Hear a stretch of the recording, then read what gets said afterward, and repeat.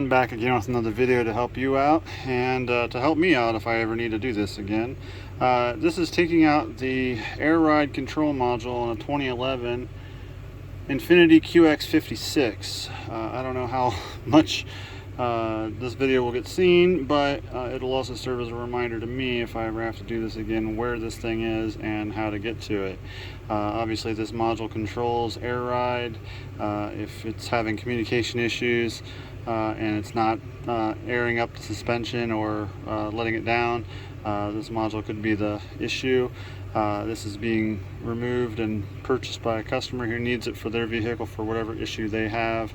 I have no idea if it needs any kind of syncing or flashing to work with your vehicle should you pull one yourself and put it in your car.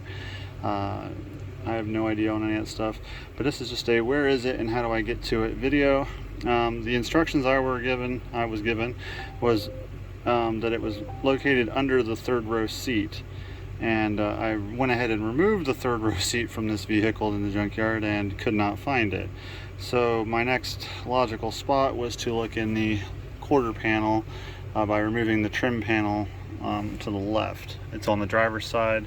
Had to remove the entire quarter trim panel. You'll have a couple of these little tabs here. Pop these tabs up with a flathead screwdriver and you'll have a 10mm behind it, one there, and then in the third row area you'll have another one here.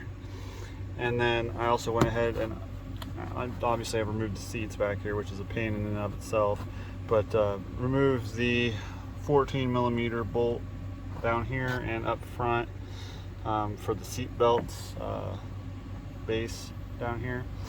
And then I went ahead and was able to pull that away a little, but then I still had to pop off the cover over the deck lid latch and all that stuff.